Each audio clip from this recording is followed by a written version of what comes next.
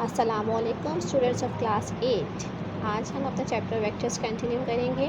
Last video में हमने explanation of vector and scalar quantities को एक्सप्लेन कर लिया था सही से प्रॉपर्ली कि वेक्टर्स क्या होते हैं, किस स्केलर्स क्या होते हैं, इनमें क्या डिफरेंस होता है, इसको किस तरह से हम मैथमेटिकली और ग्राफिकली रिप्रेजेंट कर सकते हैं। अब हमें इसको थोड़ा सा फीडबैक लेते हैं। लास्ट टाइम का क्विक से रिकैप कर लेते हैं ताकि फिर हम आगे बढ़ें। हमने बताया था कि वेक्टर्स वो क्वांटिटीज़ होती हैं कि जिसके साथ मैग्नीट्यूड के साथ साथ उसमें डायरेक्शन भी शो हो। जबकि स्केलर वो क्वांटिटीज़ होती है जिसमें कि सिर्फ और सिर्फ उसमें मैग्नीट्यूड हो। जैसे कि सेकंड पैराग्राफ में लिखा था physical quantities which are completely specified by their magnitude and direction both. Book का पेज नंबर 70 रीड कर सकते हैं। सेकंड पैराग्राफ है ये, third paragraph. The physical quantities are completely specified by a number and the direction both are called the vector quantities. ये example दी हुई हैं कि अगर आपको बताया जा रहा है कि अगर आपको 5 स्टेप्स लेने हैं ईस्ट की तरफ, अगर मैं आपसे कहूँ टेक द 5 स्टेप, तो आप यकीनन सोचेंगे कि राइट में 5 स्टेप्स लेने हैं, लेफ़्ट में लेने हैं, क्योंकि मैंने आपको डायरेक्शन नहीं बताई, सिर्फ मैग्नीट्यूड बताया। तो अगर मैं आपको प्रॉपर्ली बताऊं कि भाई 5 स्टेप्स टुवर्ड द ईस्ट लेने हैं आपको या राइट हैंड साइड पर, तो फिर वो क्या हो जाएगा, वो वेक्टर क्वांटिटी बन जाएगी। जैसे कि मैं आपसे बात करती हूँ कि आपको 5 बनानाज लेकर आना है, तो 5 क्वांटिटी है, सिर्फ 5 क्वांटिटी है, सिर्फ मैग्नीट्यूड है, तो ये एक स्केलर क्वांटिटी हो गई। जैसे कि फोर्स है, अगर हम फोर्स की बात करें तो हमें ये पता नहीं होता ना कि फोर्स के अगर एक बॉक्स पे फोर्स लग रही है, ऊपर से एक बॉक्स है, अब मैं कहूँ कि इस पर फोर्स अप्लाई हो रही है, अब वो फोर्स इस तरफ से अप्लाई हो रही है या इस तरफ से, कि फोर्स हमारे पास लेफ़्ट से अप्लाई हो रही है, ये फोर्स हमारे पास राइट से अप्लाई हो रही है। फोर्स के लिए हमारे पास डायरेक्शन ज़रूरी। इसका मतलब क्या है कि force is then vector quantity. यहाँ पर हमारे पास बहुत सारी वेक्टर क्वांटिटीज़ की एग्जांपल भी गिवन है और स्केलर की एग्जांपल्स भी गिवन है। इस पेज को जब रीड कर लेंगे तो आपको बेहतर से समझ आ जाएगा। फिर मैंने अगला टॉपिक कवर किया था वेक्टर रिप्रेजेंटेशन की। एक वेक्टर्स को हम किस तरह से रिप्रेजेंट कर सकते हैं। अब ये वेक्टर्स हमारे लिए क्योंकि एक नया वर्ड है तो हमें इसको प्रॉपर समझना पड़ेगा, ये क्या होता है, इसकी एडिशन कैसे होगी, सब्ट्रैक्शन कैसे होगी, क्या ये नॉर्मल हम जो अपनी लाइफ में कैलकुलेशंस कर रहे होते हैं उस तरह से ये सॉल्व आउट हो सकता है नहीं। तो मैंने बताया था आपको कि इसको सबसे पहले इसको लिखने का तरीका क्या होता है कि हम इसके ऊपर एक एरो दे देते हैं, जैसे कि represented by an arrow parallel to the direction. एक हमारे पास अगर ए वेक्टर है तो ए के ऊपर छोटा सा एरो बना देंगे ताकि वो उसका, जैसे कि ए के ऊपर एरो बनाया गया, वेक्टर ए हैज़ इसका मैग्नीट्यूड ए होगा। ये जो ऊपर छोटा सा एरो है ये इसकी डायरेक्शन बताएगा कि ये इस डायरेक्शन में मूव कर रहा है। अगर हम वेक्टर को रिप्रेजेंट करें तो ग्राफ पे कैसे हो सकता है कि जैसे कि भाई नॉर्मल हम इसको ग्राफ पे डिस्प्ले, ग्राफ जो होता है हमारा, ग्राफ पे हम किस तरह बता सकते हैं इसकी डायरेक्शन। हमारी जो डायरेक्शंस होती हैं north, east, south and west, इस डायरेक्शन पे हम यूज़ करते हुए हम बना सकते हैं। लेकिन अच्छा हमारे पास अगर कोई वेक्टर है, मैं आपसे कह रही हूँ कि एक डिस्प्लेसमेंट हुआ है, एक कार ने डिस्टेंस नहीं डिस्प्लेसमेंट कवर किया। डिस्टेंस और डिस्प्लेसमेंट में सिर्फ डायरेक्शन का फ़र्क है। अगर मैं आपको बोलूँ कि आपको 5 किलोमीटर जाना है टुवर्ड द नॉर्थ, तो ये डिस्प्लेसमेंट है क्योंकि इसमें मैंने डायरेक्शन को इन्वॉल्व कर दिया है। लेकिन अगर मैं आपसे बोलूँ आपको 5 किलोमीटर जाना है तो आपको मैंने डायरेक्शन नहीं बताई, तो वो एक स्केलर क्वांटिटी है डिस्टेंस और डिस्प्लेसमेंट में फ़र्क याद रखना है आपको। Displacement is the vector quantity but the distance is the scalar quantity. अब हमने ग्राफ पे किस तरह लिख सकते हैं, ग्राफ का जो एरो, अगर ग्राफ पे हमें वेक्टर को रिप्रेजेंट करना है तो किस तरह जो उसका एरो का हेड है वो उसकी डायरेक्शन शो करता है, एरो का जो हेड है वो उसकी डायरेक्शन शो करता है।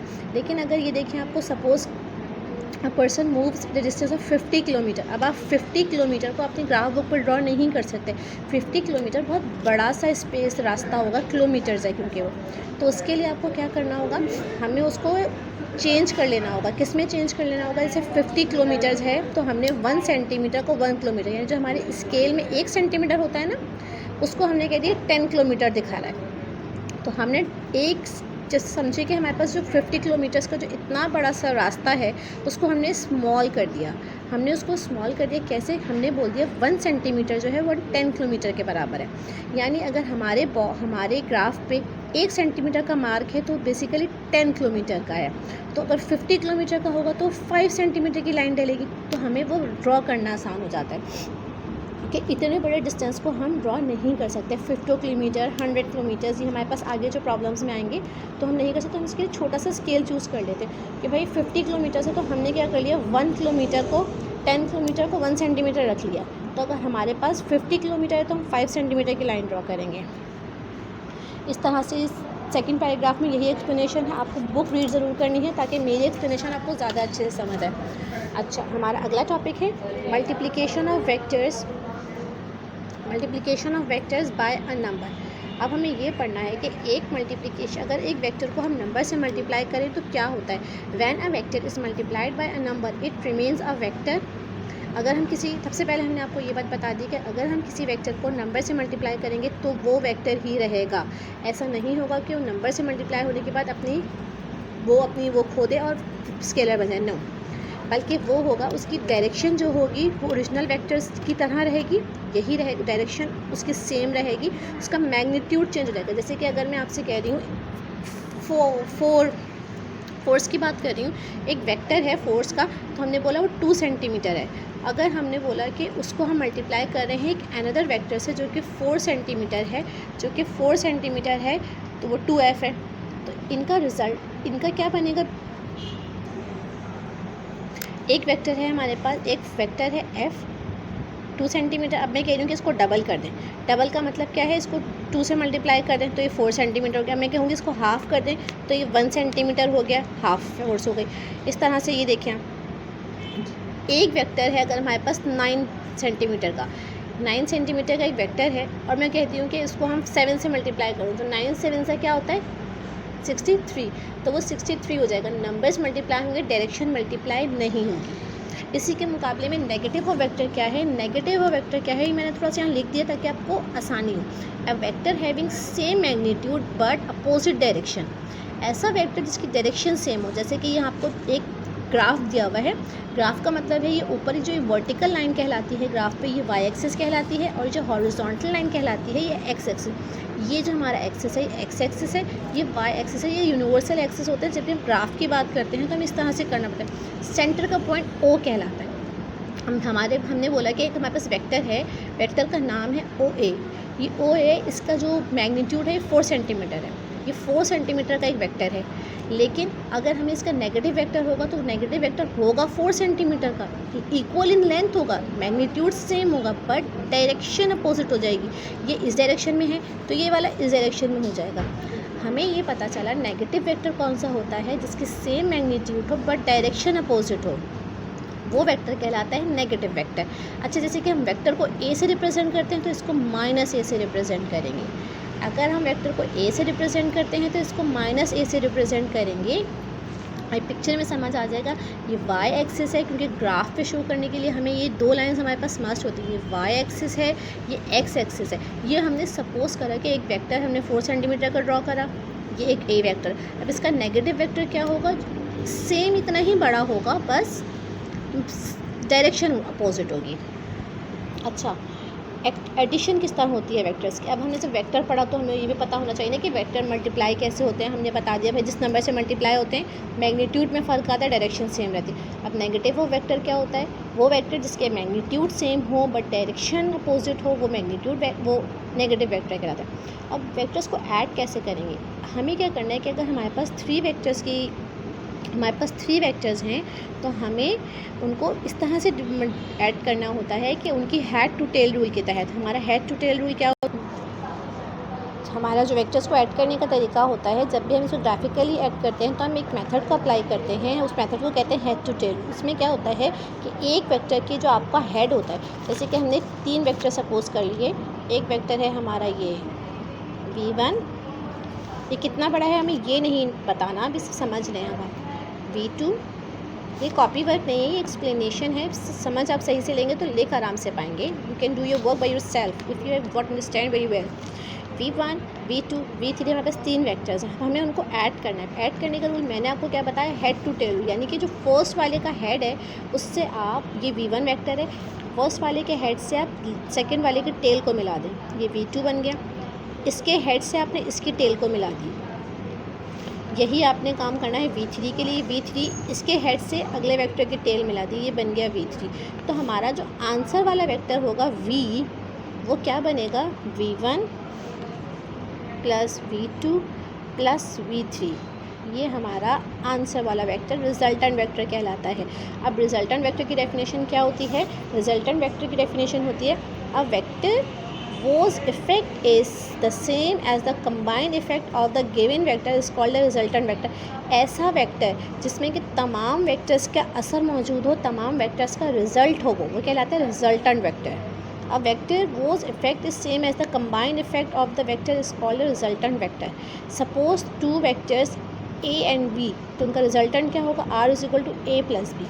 अच्छा, ये तो मैंने कहा कि डायरेक्शन इस तरह की एक ही डायरेक्शन में ये v थे। अगर मैं कहूँ कि एक मेरे पास वेक्टर है f1, उसकी डायरेक्शन है ये, एक वेक्टर है f2, इसकी डायरेक्शन है ये, और एक डायरेक्शन ये f3 वेक्टर है, इसकी डायरेक्शन, अभी तीनों डिफरेंट डायरेक्शन में जाते, इसकी डायरेक्शन यूँ है, इसकी यूँ है और इसकी यूँ है। तो अब हम इसकी एडिशन कैसे करेंगे?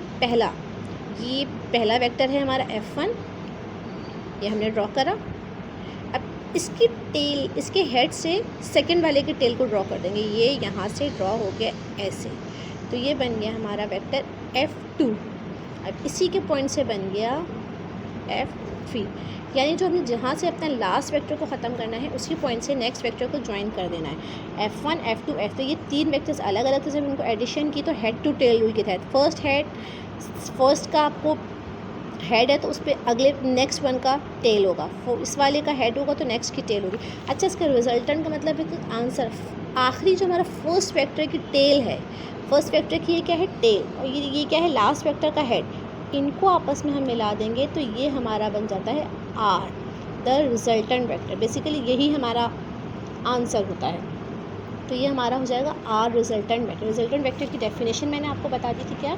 The sum of all the vectors is called the resultant vector. ये भी लिख सकते हैं, या बुक में मैंने आपको बताया था a single vector whose effect is as same as the combined effect of the given vector is called the resultant of the vector। ये भी लिख सकते हैं।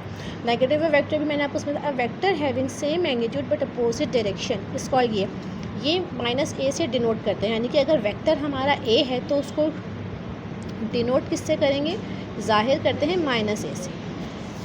अच्छा, इसी तरह से आपको एग्जाम्पल एक समझाई गई है 5.1 के कार है, वो 200 किलोमीटर ईस्ट पे जाती है, फिर 100 किलोमीटर साउथ पे जाती है, फिर जाती है साउथ ईस्ट 60 डिग्री पे, फिर उसका डिस्प्लेसमेंट कितना होगा? तो पहले हमने एक फोर्स बना ली। अच्छा, हमारे पास एक प्रॉब्लम गिवन है, इसको हम एक्सप्लेन कर लेंगे ताकि हमें आगे की प्रॉब्लम सॉल्व करने में आसानी हो। उन्होंने बताया कि एक कार जो कि मूव कर रही है, उसने 3 डायरेक्शन चेंज की हैं। फर्स्ट डायरेक्शन उसने की थी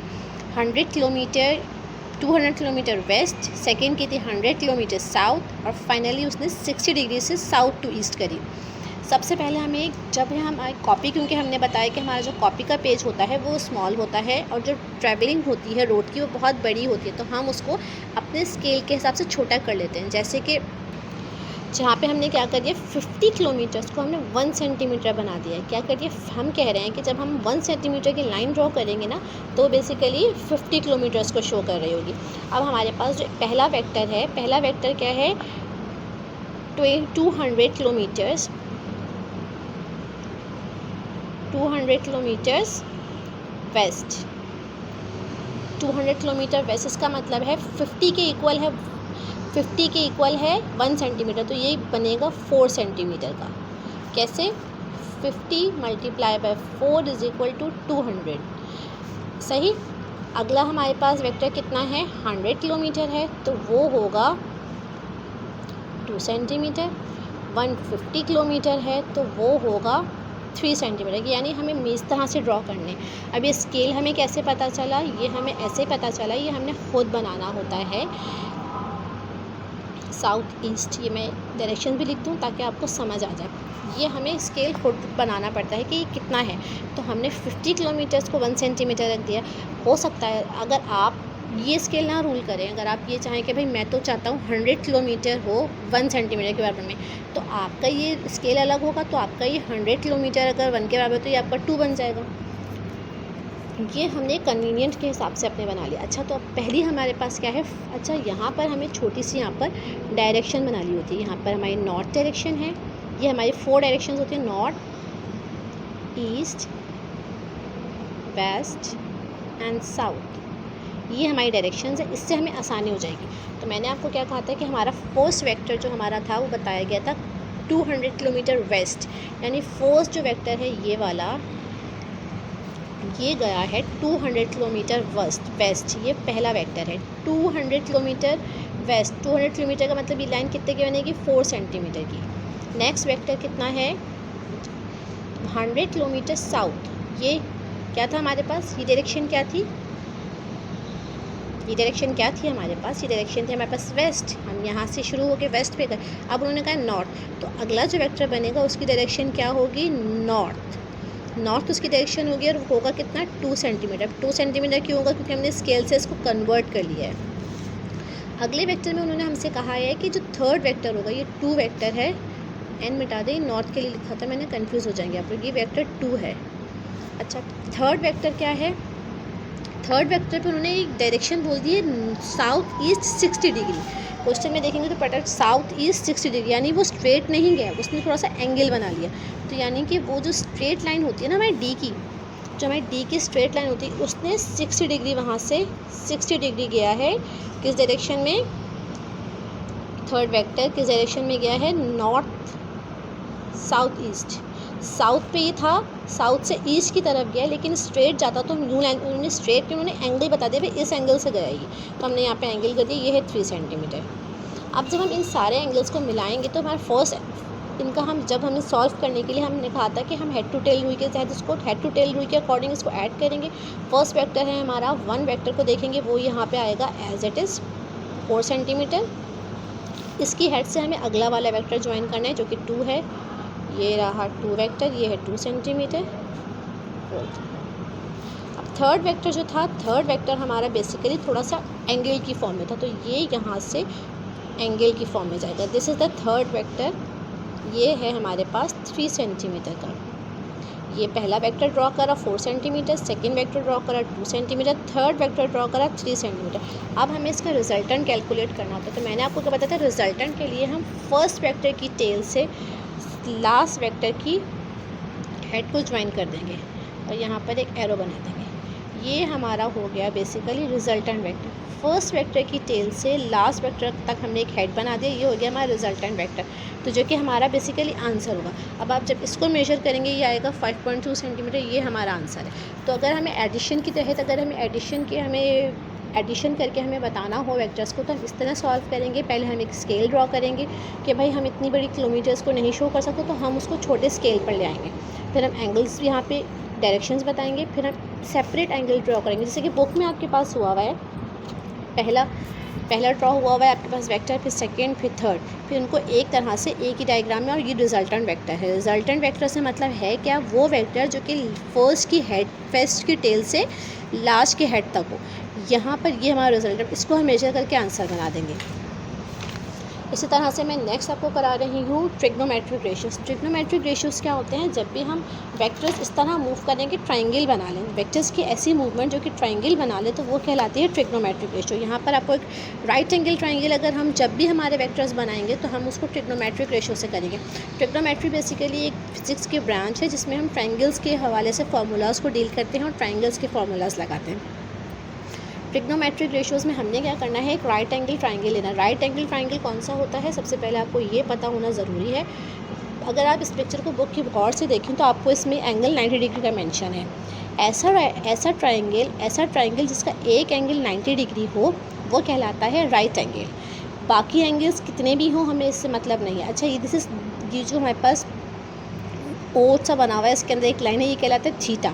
थीटा का मतलब कोई भी एंगल हो सकता है, 50 डिग्री, 45 डिग्री, 90 नहीं होगा बस, उसके अलावा कोई भी होगा। 50 degree, 45 degree, 110 degree, 60 degree, 75 degree, 32 degree, ये थीटा है। थीटा से मतलब कोई भी एंगल, जैसे XYZ कुछ भी सपोज़ करते हैं, वैसे एंगल्स के लिए थीटा सपोज़ करा जाता है। अगर हमारे पास एक एंगल 90 डिग्री का होगा वो बन जाएगा हमारा राइट एंगल। अच्छा, अब ये राइट एंगल की जो नीचे वाली साइड होती है जिस पे राइट एंगल की बेस कहलाती है, इस पर राइट एंगल स्टैंड हुआ होता है, ये क्या कहलाती है, बेस। राइट एंगल जब हमें पता हो तो हमें उसके साइड्स के नाम पता होने ज़रूरी है, क्योंकि ये हमें ट्रिग्नोमेट्रिक रेशियोज़ में बहुत काम आते हैं। ये हमारे पास क्या कहलाती है, बेस। और जिस पे एंगल होता है, जैसे कि ये वाली लाइन है हमारी, जिस पे हमारे पास एंगल है BC, ये वाली लाइन जो है BC ये कहलाती है परपेंडिकुलर, और परपेंडिकुलर के सामने वाली कहलाती है hypotenuse. This is the base, this is the perpendicular, this is the hypotenuse. You have to learn it and say with me. The lower side is called base, जिस पे एंगल होता है. The side having the angle of 90 degree is called perpendicular, and the side in front of the perpendicular is called the hypotenuse. ये 3 हमारे पास नाम पता हो गए. अच्छा, जब हमारे पास ये 3 नाम पता हो गए तो हमने इस ट्रायंगल को सपोज कर लिया ये ट्रायंगल है हमारा ABC. ये हमारे पास 3 ट्रायंगल्स हैं. अगर हमारे पास इसका एंगल मस्ट बी 90 डिग्री, तभी ये राइट एंगल ट्रायंगल में. अगर ये 90 नहीं होगा तो ये राइट एंगल ट्रायंगल नहीं बनेगा. इसको कोई भी एंगल बता दें, थीटा, जो आपका दिल जाए, XYZ, लेकिन एंगल के लिए स्पेसिफाइड वर्ड हम थीटा यूज़ करते हैं. जब भी हम ट्रिग्नोमेट्रिक रेशियोज़ निकालते हैं राइट एंगल ट्रायंगल में, हमें 3 चीज़ें पता होनी ज़रूरी होती हैं. नई टर्मिनोलॉजी से थोड़ी सी डिफरेंट लगेंगी, लेकिन आगे आपको मैट्रिक में वो डिटेल से पढ़ना है, तो अभी थोड़ा सा समझ लें ताकि आगे आपको आसानी हो. Sine theta, cos theta, tan theta. हमारे पास क्या है, जब राइट एंगल ट्रायंगल होता है तो उसकी साइड्स के लिए हमारे पास ये 3 ट्रिग्नोमेट्रिक फंक्शंस होते हैं. जैसे कि मैथमेटिकल फंक्शंस हम करते हैं ना, addition, subtraction, multiplication, division, square root. इस तरह से हमारे पास ट्रिग्नोमेट्री जो हमारी ब्रांच है, ट्रिग्नोमेट्रिक रेशियोज़ हम पढ़ रहे हैं ना, तो ट्रिग्नोमेट्री की ब्रांच जो है उस ट्रायंगल से डील करती है, राइट एंगल ट्रायंगल से. तो उसमें हमें 3 तरह के फंक्शंस होते हैं, sine theta, cos theta, tan theta. अब साइन थीटा का फॉर्मूला क्या होता है और ट्रायंगल में किस तरह से वर्क करता है. साइन थीटा का फॉर्मूला होता है perpendicular upon hypotenuse. Perpendicular upon hypotenuse. इसको हम P अपॉन H भी लिख सकते हैं. सही. साइन थीटा का फॉर्मूला क्या होता है, परपेंडिकुलर अपॉन हाइपोटेन्यूज. इस तरह से कॉस थीटा का हमारे पास फॉर्मूला होता है बेस अपॉन हाइपोटेन्यूज. इसी तरह हमारे पास tan थीटा का फॉर्मूला होता है परपेंडिकुलर अपॉन बेस, E/B. अच्छा, ये हमने 3 ट्रिग्नोमेट्रिक फंक्शंस उसके फॉर्मूला देखिए. साइन थीटा बराबर होता है किसके इक्वल है, परपेंडिकुलर अपॉन हाइपोटेन्यूज. कॉस होता है बेस अपॉन हाइपोटेन्यूज. tan होता है परपेंडिकुलर अपॉन बेस. अच्छा, ये बुक में आपको चार्ट गिवन है. साइन थीटा अगर 0 को, अगर हमारे पास एंगल्स गिवन होंगे तो हम उसको बुक चार्ट में से वैल्यूज़ फाइंड आउट कर सकते हैं. सिर्फ वैल्यू फाइंड आउट करने का चार्ट है. जब मैं आपको न्यूमेरिकल्स कराऊंगी तो मैं इसको रीड करना भी बता दूंगी. अगला हमारा टॉपिक है रेजोल्यूशन ऑफ अ वेक्टर. एक वेक्टर को हम रेजोल्यूशन कैसे, रिजोल्यूशन मतलब किस तरह से उसको उसके कंपोनेंट में रिजॉल्व कर देंगे. डिज़ोल्व मतलब जैसे कि हमारे पास पानी में चीनी डिज़ोल्व करते हैं, मतलब ये एक एग्जाम्पल है केमिकल की. हम कहेंगे कि एक हमारे पास वेक्टर है F, उसका हमारे पास कंपोनेंट होता है Fx जो कि x एक्सिस पे होगा, और Fy जो कि y एक्सिस पे होगा. यहाँ पर हमने एक वेक्टर की एग्जांपल ले ली है. ये हमारा बुक के पेज नंबर 78 पे डायग्राम बनी हुई है. You can open your book and read it with me. हमने एक ग्राफ है, बेसिकली ये ग्राफ होता है. मैंने कहा ग्राफ पे जो ये वर्टिकल लाइन होती है ये y एक्सिस कहलाती है, और ये जो हॉरिजॉन्टल लाइन होती है x एक्सिस कहलाती है. अब हमारे पास एक वेक्टर है, हमने सपोज करा एक वेक्टर है F जो कि इस तरह से एक वेक्टर है F जो कि पॉइंट O पे है, जो कि पॉइंट O से बन रहा है. इसका एंगल थीटा है. इस the vector F is making theta degree with the base और द x एक्सिस. अब इस वेक्टर का हमारे पास, हमें इसको इसके कंपोनेंट पे रिजॉल्व करना है, यानी इसके हमारे पास कितने कंपोनेंट्स बन सकते हैं. ये हमारे पास एक वेक्टर F, इसको हमने सपोज करा OC is our vector. OC कितना है इस वेक्टर की, क्या है magnitude. OC is our vector F. इसका जो x कंपोनेंट है, इस वेक्टर के 2 कंपोनेंट होते हैं. एक उसका होता है x एक्सिस पे, एक होता है उसका y एक्सिस पे. जो x एक्सिस पे कंपोनेंट होगा वो कहलाएगा Fx, जो y एक्सिस पे होगा वो कहलाएगा Fy. ये एक्सिस मैंने आपको समझाए थे. ग्राफ की जो हॉरिजॉन्टल एक्सिस होता है वो Fx होता है, जो वर्टिकल होता है this one is called the y axis. अब वेक्टर F का जो हॉरिजॉन्टल कंपोनेंट है वो कहलाएगा Fx, जो वेक्टर F का वर्टिकल कंपोनेंट है वो कहलाएगा Fy. अब ये Fy है, ये हमारे पास एक ये डायग्राम है F की. इसको हम अगर खुद से ऐसे ड्रॉ करें ताकि समझ में आ जाए. ये हमने 2 एक्सिस बनाए,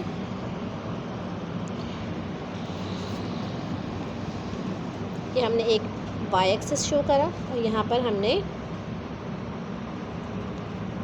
एक्स एक्सिस शो कर दिया। ये हमारे पास एक वेक्टर है, इसका नाम क्या है, इसका नाम है एफ। ये एक वेक्टर है जो कि पॉइंट ओ से हमारे पास है। O is the original point, O is the originating point है हमारा वेक्टर का, इसका ये यहाँ पर मैग्नीट्यूड। अब हमारे पास इसके दो कंपोनेंट होते हैं। मैंने कहा हर वेक्टर कंपोनेंट एक्स एक्सिस पे चला रहा है एफ एक्स, और एक है एक्सिस पे जो कि क्या है एफ वाई। एक इसका वेक्टर एफ एक्स है कंपोनेंट इसका, एक इसका कंपोनेंट है एफ वाई। इसके दो हैं। अगर हम इस वेक्टर को तो ये हमारे पास रूल के अकॉर्डिंग एक हेड से और से ये वेक्टर कंटिन्यू कर कर यहाँ तक आएगा फर्स्ट वाले वेक्टर।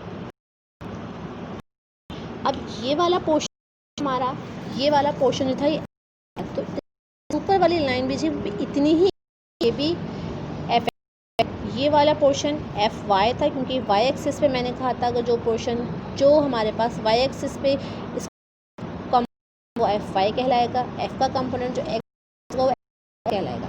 तो ये एफ वाई के लाइन भी एफ वाई ही कहलाएगी और एफ एक्स के ऊपर वाली भी एफ एक्स। सही। अब एफ एक्स और एफ वाई का हमें फॉर्मूला निकाला है। हमारा जो टॉपिक है वो है रेजोल्यूशन ऑफ वेक्टर, यानी एक उसके कंपोनेंट्स कर देना, उसके कंपोनेंट्स कितना पता चल गया। उसके कंपोनेंट, एक कंपोनेंट है एफ एक्स और एक कंपोनेंट है एफ वाई।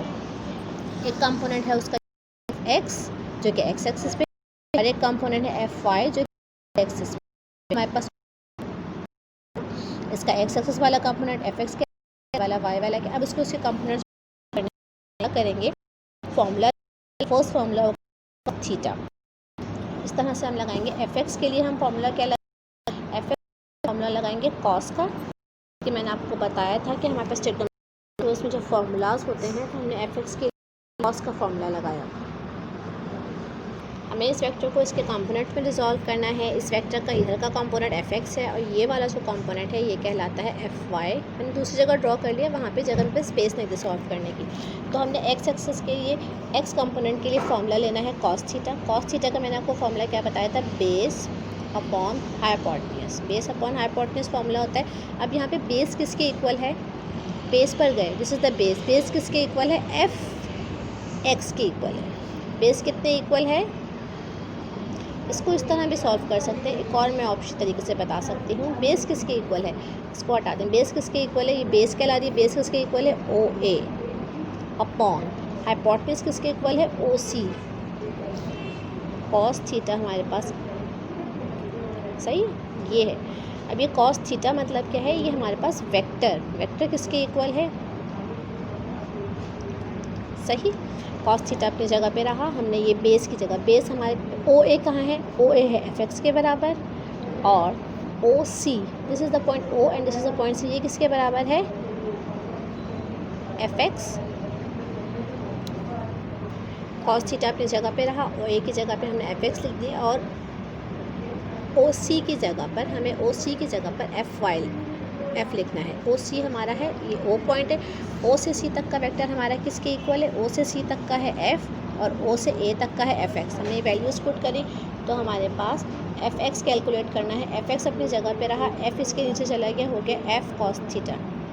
यानी वेक्टर का हमारे पास एक्स कंपोनेंट आ गया। हमें इसके कंपोनेंट मालूम करना था, एफ एक्स मालूम करना था। एफ एक्स के लिए हमने कॉस थीटा का फॉर्मूला लगाया। कॉस थीटा का फॉर्मूला होता है बेस अपन हाइपोटेन्यूज। बेस हमारे पास किसके इक्वलेंट थी, ओ ए के, ओ ए। बेस हमारे पास ओ ए के इक्वलेंट थी, हमने ओ ए लिख दिया। हमारे पास हाइपोटेन्यूज किसके इक्वलेंट थी, ओ सी के, हमने यहाँ पर ओ सी लिख दिया, सी। अब हमारे पास ओ ए किसके इक्वलेंट है, ओ ए है एफ एक्स के बराबर, और ओ सी है एफ के बराबर। ये हमने फॉर्मूला में पुट किया। हमें चाहिए था एफ एक्स, एक्स कंपोनेंट चाहिए था इसका, तो हमने एक्स कंपोनेंट के लिए एक्स को सेपरेट करा, एफ यहाँ जाके मल्टीप्लाई हो गया, एफ एक्स हमारा आ गया एफ कॉस थीटा। ये कहलाता है x component of a vector. अब हमें इस तरह वाई कंपोनेंट चाहिए। ये वाई कंपोनेंट, ये हमने क्या कैलकुलेट किया था, एक्स कंपोनेंट, ये हमने एक्स कंपोनेंट करा था। अब हमें वाई कंपोनेंट चाहिए। वाई कंपोनेंट के लिए हम फॉर्मूला लगाएंगे साइन थीटा। साइन थीटा का फॉर्मूला होता है परपेंडिकुलर अपॉन हाइपोटेन्यूज। अब हम फिर डायग्राम पे जाएंगे। परपेंडिकुलर किसके इक्वलेंट है, परपेंडिकुलर किसके इक्वलेंट है, ए सी के। परपेंडिकुलर किसके इक्वलेंट है AC और हाइपोटेन्यूज किसके इक्वल है OC। तो यहाँ लिख देंगे परपेंडिकुलर की जगह पे AC, हाइपोटेन्यूज की जगह पे OC। आपके पास तो बुक खुली होगी तो आप ये देख सकते हैं साथ साथ। मेरे पास बुक नहीं, दूर है थोड़ा, मुझे बार बार फोकस करना इशू हो रहा है। तो हमने परपेंडिकुलर की जगह पर लिख दिया है this is perpendicular AC and this is the hypotenuse OC यहाँ पर। अब AC किसके इक्वलेंट है, AC किसके इक्वलेंट है FY के, और OC किसके इक्वलेंट है F के। तो ये हो गया FY F साइन थीटा अपनी जगह पे रहा। ये देखिए AC की जगह पे हमने लिख दिया FY, पिक्चर को देखते हुए हमने ये लिखना है, और ये डायग्राम को देखते हुए F आ गया। अब हमें साइन थीटा की वैल्यू नहीं चाहिए, हमें चाहिए F की वैल्यू। तो FY अपनी जगह पे रहेगा, ये देखिए FY अपनी जगह पे रहेगा और F साइन थीटा हो जाएगा। साइन थीटा वहाँ डिवाइड हो रहा था, साइन थीटा से मल्टीप्लाई।